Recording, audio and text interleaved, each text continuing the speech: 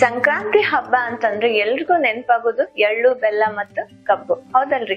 ಈ ಹಬ್ಬ ಚಳಿಗಾಲದೊಳಗ ಬರೋದ್ರಿಂದ ಎಲ್ರ ಮನೆಯೊಳಗು ಈ ಸೀಸನ್ ಒಳಗ್ ಸಿಗುವಂತಹ ಹಸಿ ಅವರೆಕಾಳು, ಕಡ್ಲಿ, ವಟಾಣಿ ಕಾಳು ಇನ್ನಿತರ ಪಲ್ಯಗಳನ್ನ ಮಾಡ್ತೀರಿ.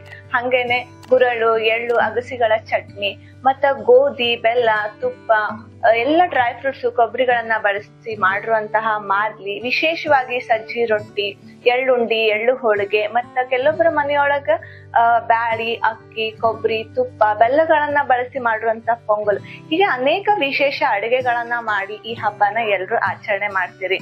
ಇನ್ನು ಕೆಲವರು ಈ ಹಬ್ಬಕ್ಕ ವಿಶೇಷವಾಗಿ ಕಬ್ಬನ್ನ ಬಳಸ್ತೀರಿ. ಸಂಕ್ರಾಂತಿ ಹಬ್ಬಕ್ಕ ಮಾಡುವಂತ ಅಡಿಗೆ ಅಂದ್ರ ಊಟಕ್ಕ ಬಹಳ ವಿಶೇಷತೆ ಐತ್ ನೋಡ್ರಿ. ಯಾಕಂತಂದ್ರ ಚಳಿಗಾಲದೊಳಗ ವಾತಾವರಣ ತಂಪು ಇರೋದ್ರಿಂದ ಈ ಸೀಸನ್ ಒಳಗ ಬ್ಯಾಕ್ಟೀರಿಯಲ್ ಮತ್ತು ವೈರಲ್ ಇನ್ಫೆಕ್ಷನ್ಸ್ ಗಳು ಬಹಳ ಹರಡ್ತಿರ್ತಾವ್. ಅದಕ್ಕಂತ ನಮ್ ಬಾಡಿನ ನಾವು ಬೆಚ್ಚಗೆ ಇಟ್ಕೋಬೇಕು, ಮತ್ತೆ ನಮ್ ಬಾಡಿ ಇಮ್ಯುನಿಟಿಯನ್ನ ಕೂಡ ನಾವು ಇನ್ಕ್ರೀಸ್ ಮಾಡ್ಕೋಬೇಕಾಗ್ತೈತಿ.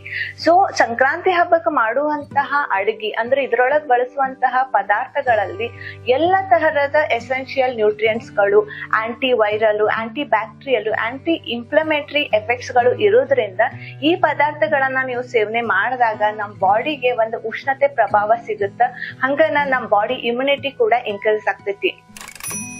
ಸೊ ಈ ಸೀಸನ್ ಒಳಗ್ ಸಿಗುವಂತಹ ಎಲ್ಲ ಆಹಾರ ಪದಾರ್ಥಗಳನ್ನ ಬಳಸಿ ವಿಶೇಷವಾಗಿ ಅಡಿಗೆ ಮಾಡಿ ಸಂತೋಷದಿಂದ ಈ ಹಬ್ಬನ ಆಚರಣೆ ಮಾಡ್ರಿ.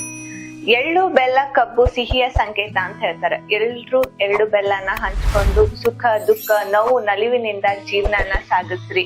ಎಲ್ರು ನಿಮ್ಮ ಆರೋಗ್ಯನ ಚೆನ್ನಾಗಿ ಕಾಪಾಡ್ಕೊಳ್ರಿ. ಎಲ್ರಿಗೂ ಮಕರ ಸಂಕ್ರಾಂತಿ ಹಬ್ಬದ ಶುಭಾಶಯಗಳು. ನಮಸ್ಕಾರ.